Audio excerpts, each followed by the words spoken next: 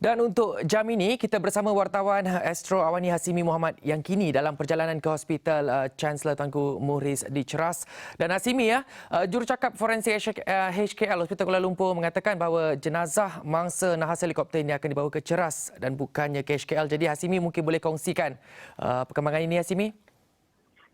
Betul, Syaf Syukri. Ketika ini kita masih lagi dalam perjalanan ke SUKM untuk melihat perkembangan sama ada jenazah kedua-dua mangsa telah pun tiba di hospital berkenaan, kerana di mana kita membuat laporan sebenarnya tadi bahawa kita semua pengawal media menunggu di unit forensik HKL.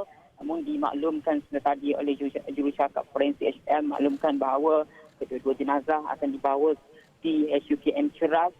Kini ini kita bergegas ke lokasi tersebut untuk melihat sama ada kedua-dua jenazah tersebut telah pun tiba ataupun sebaliknya.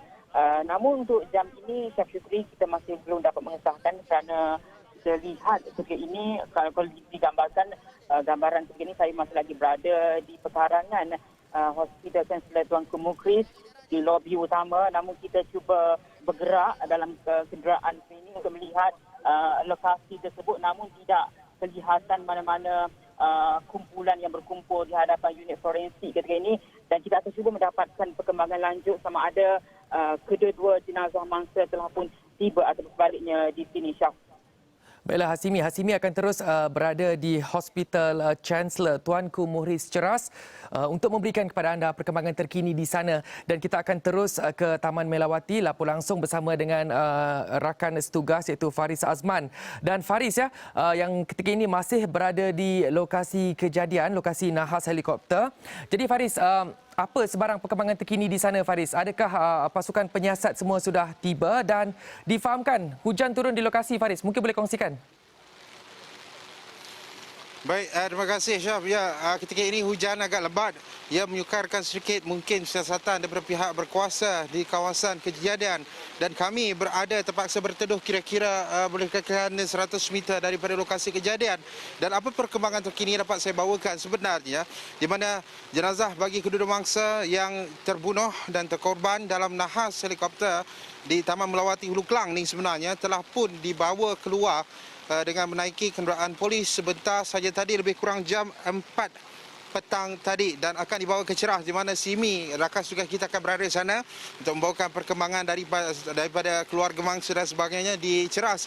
Tetapi di sini sebenarnya apa yang dapat saya bawakan, sebenarnya pihak forensik PDRM telah pun keluar meninggalkan kawasan ini, dan pada awalnya terdapat juga di mana siasatan dijalankan dengan menggunakan drone oleh unit udara ataupun unit drone PGU Bukit Aman di sekitar kawasan ini, dan anggota forensik juga telah pun meninggalkan kawasan ini, dan mereka melakukan siasatan secara terperinci dan secara spesifik di kawasan lokasi terhempasnya helikopter yang berwarna biru itu untuk mendapatkan sebarang boleh dikatakan bukti untuk membantu siasatan di bawah NX-13 dalam tempoh 30 hari. Siasatan perlu dijalankan untuk mengenal pasti punca kejadian sebenarnya ini, Syaf.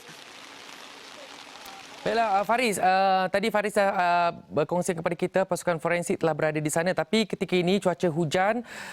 Faris, ada tak Faris ada sempat berkongsi ataupun bertanya kepada pihak-pihak berkuasa yang berada di sana yang terlibat untuk menjalankan forensik ini?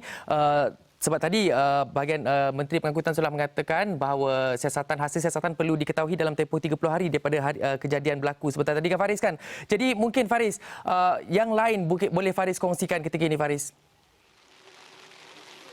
Baik, apa yang dapat kita kongsikan sebenarnya untuk mendekati saksi-saksi kejadian yang berada di kawasan ini.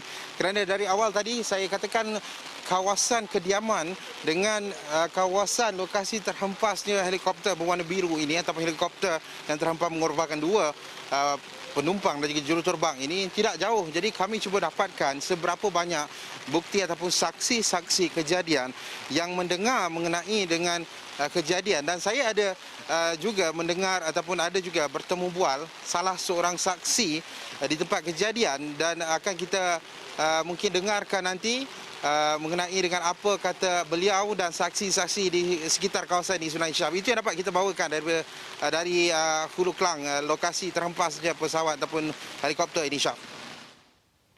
Jadi Faris, ya, ketika ini saya pasti juga ya pihak berkuasa sudah memberikan amaran, sudah memberikan peringatan kepada orang ramai untuk tidak berada di lokasi kejadian. Betul Faris?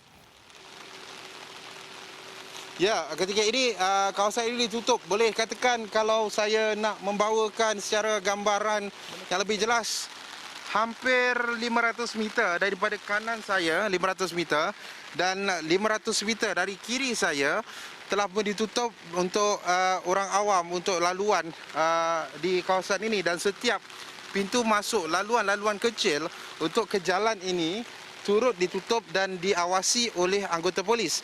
Dan kita difahamkan sebenarnya Lembaga Penerbangan Awam Malaysia CAAM akan datang pada bila-bila masa untuk melakukan siasatan secara terperinci seperti Annex 13 yang MOT ataupun Kementerian Pengangkutan jelaskan sebentar tadi dalam kenyataannya pada tengah hari tadi. Jadi kami menantikan sebarang informasi daripada polis juga daripada CAAM, pihak berkuasa, tetapi sebentar tadi juga di mana salah seorang manusia yang terselamat, Kapten AJ ataupun Datuk Ahmad Jauhari Yahya yang berada di kawasan ini, beliau menaiki helikopter berwarna merah dan yang telah pun secara emergency landing lebih kurang 500 meter dari kawasan ini, dan beliau terselamat bersama dengan seorang lagi penumpang, dan beliau sebentar tadi menaiki kenderaan polis dipercayai untuk diberi keterangan atau memberi keterangan kepada pihak polis berkaitan dengan insiden yang berlaku di Balai Polis Taman Melawati. Bagaimanapun belum dapat disahihkan adakah ia benar ataupun sebaliknya.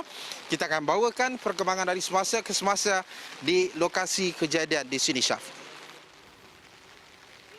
Baik, terima kasih Faris, dan perkembangan terkini ya berkenaan dengan insiden ini akan terus kami bawakan di platform astroawani.com.